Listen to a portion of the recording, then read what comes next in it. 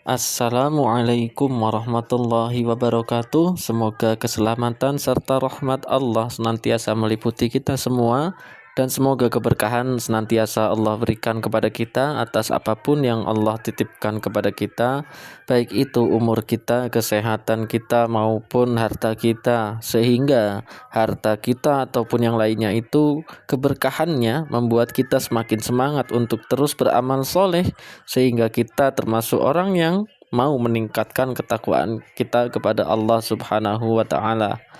Nah, teman-teman, berkaitan dengan judul, sungguh ini bermula dari ketertarikan saya dengan thumbnail seperti yang terpampang itu ya, teman-teman. Bahwasannya wanita ini ingin mengungkapkan kebenaran apa sih? Itu. Nah, ini video didapat dari seperti biasa dari channel Lunar Ambassador, kebetulan diupload kira-kira 5 bulan yang lalu. Mari kita sama-sama yuk menyimak ada apa sebenarnya.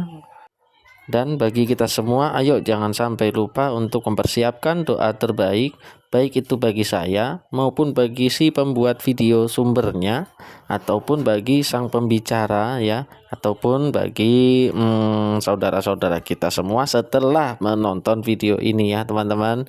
Yuk, bismillahirrahmanirrahim. Assalamualaikum.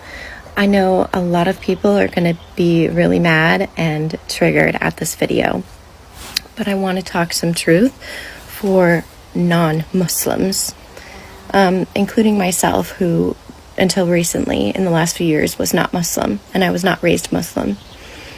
One of the biggest critiques about Islam in today, and especially from non-Muslim families that I have experienced and heard and thought of myself, is that we've heard that Prophet Muhammad married a 6-year-old. Some people debate that she was 9, some people debate that she was older. Whatever the age, too young.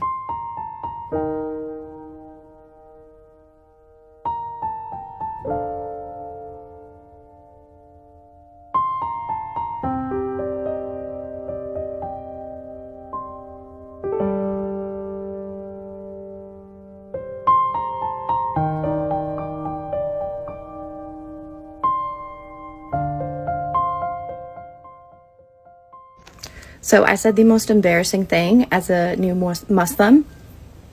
The other day, I was talking to a girlfriend on Zoom, and I said, "Merry Ramadan."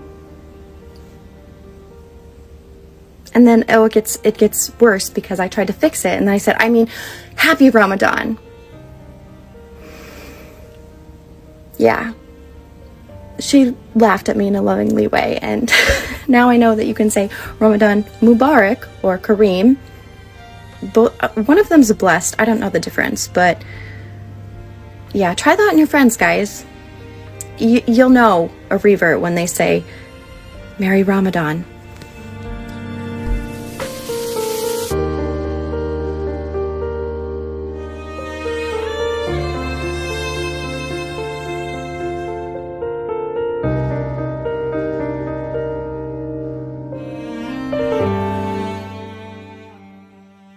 Assalamualaikum.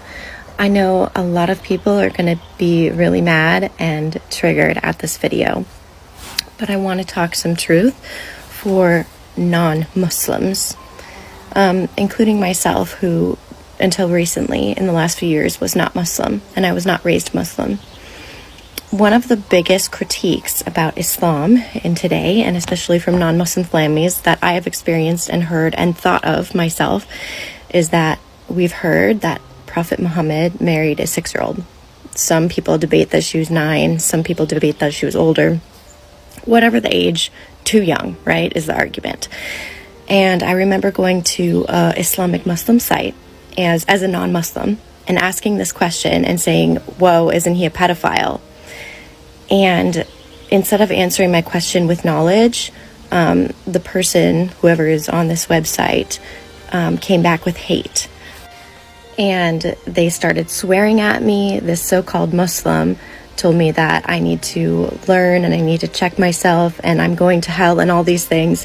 And so I took a step back from Islam and I said, whoa, if this is what Islam is about, I don't want to be part of it. I was just asking a question because it looks bad and I'm hoping you could give me some enlightenment to explain this. So as a Muslim now, I'm going to read some of my thoughts that I've written down here, my notes along the journey to answer this question for people like me who are too scared to ask it because they're scared they're going to get yelled at by the Muslims. All right, so the Prophet first came 1400 years ago, right? This was a very different society. Since the beginning of the Prophet's time, there have been attacks on his character in hopes to discredit him.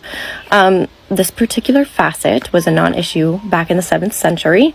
This argument didn't come into play until the 21st century. So a biblical age example would be Mary. Now, it doesn't state specifically in the Bible how old she was. However, there have been many studies, and they're debating that she is in her early teens, and Joseph is as well in his teens. Muhammad realized that he couldn't simply reform Arabic culture as a whole without making enemies or gaining powerful allies. At this time, the easiest way of forming alliances was through marriage. Muhammad knew it wouldn't be good enough to simply form a group of believers, and he had to be protected politically and through the military. The marriage initially was like other marriages at the time, began as a strategic alliance between Muhammad and his loyal friend and follower, Abu Bakr, the father of Aisha, his wife. In understanding the importance of the marriage as more of a forged alliance rather than a sexual attraction, we can gain more of a historically relative perspective to the reasoning behind why Muhammad married the woman he did. Another piece of information to take into consideration is reading Aisha's journals, which never once talked negatively about their relationship, leading us to believe that nothing was ever forced or abusive. A little bit of history that I didn't know that I learned from research is that Aisha was previously engaged to be married to someone else before she accepted Muhammad's engagement. So she herself chose, and her father chose, Muhammad as the right choice for her. USA marriage laws until recently was 12 for a female, 14 for males, and originally English civil law until 1753. And by default, these provisions became the minimal marriage ages in colonial America.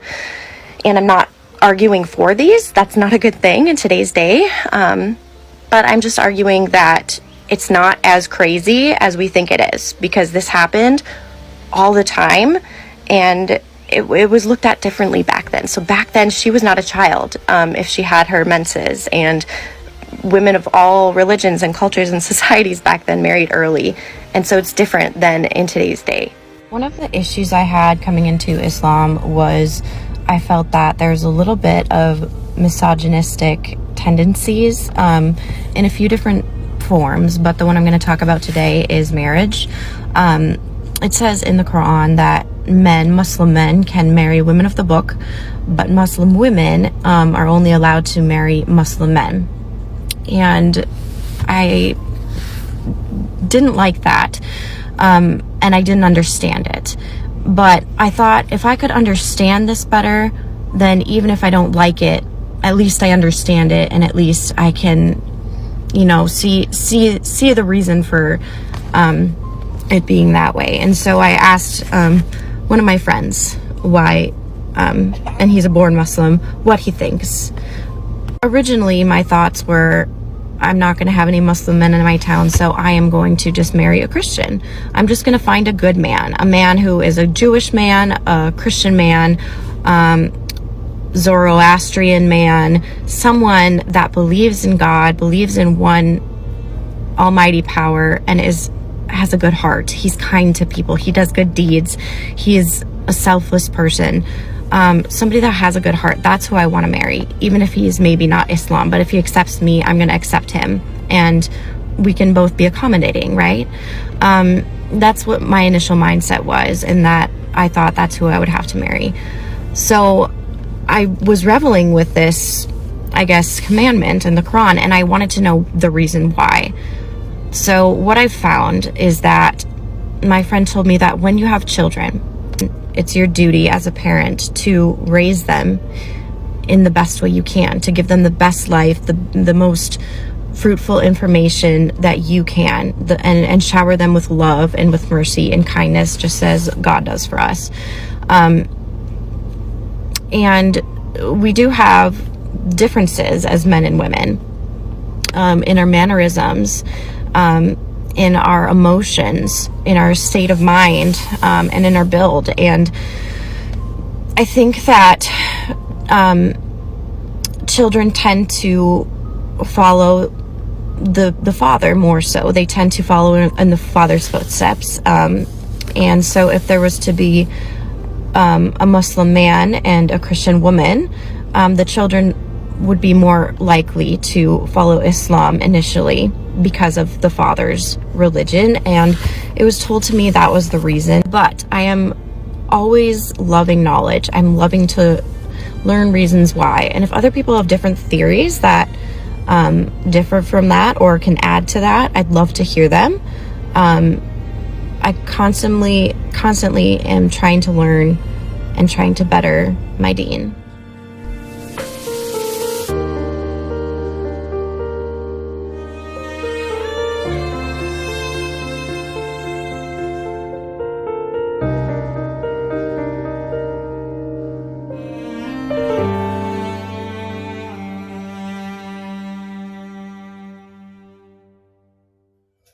Wow, ternyata setelah saya menonton video ini, saya baru sadar teman-teman bahwa betapa beratnya ujian yang dialami oleh para mu'alaf ya di luar negeri sana. Apalagi mengingat Islam adalah negara yang termasuk minoritas di sana, yang sebelumnya sudah banyak ditanamkan paham-paham yang keliru, yang memang ditujukan untuk merendahkan nilai-nilai Islam.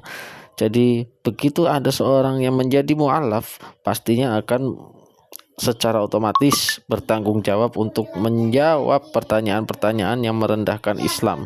Karena mau nggak mau mereka akan bertanya, kamu sudah tahu Islam dengan kondisi seperti ini, tapi kok malah kamu memeluk agama Islam? Benar tidak teman-teman? Nah, berdasarkan hal itu, marilah kita sama-sama mendoakan ya sang pembicara agar dia istiqomah, karena jangan sampai dia lupa bahwa semakin beratnya ujian kita dalam beramal, itu berarti pahalanya juga berat. Seperti halnya sabar. Kenapa sabar sampai dijadikan sebagai kunci surga? Karena sabar adalah sesuatu yang sangat berat untuk menjalaninya. Benar enggak teman-teman? Nah, minimal doa terbaiknya itu ya teman-teman. Kita harus bisa mendapati bahwa lisan kita mendoakan saudara-saudara kita, ya, baik itu yang baru saja menjadi mu'alaf maupun yang sudah lama Islam, agar terus bisa menjaga keislamannya hingga di akhir hayat.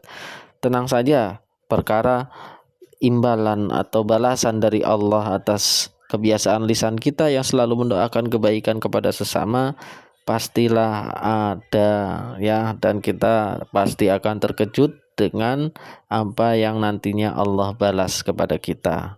Nah, sekian dulu video dari saya. Semoga video ini bisa menjawab pertanyaan dari beberapa gelintir orang yang memang terus saja menyerang Islam dalam hal pemahaman ataupun kisah-kisah sejarah di dalamnya ya.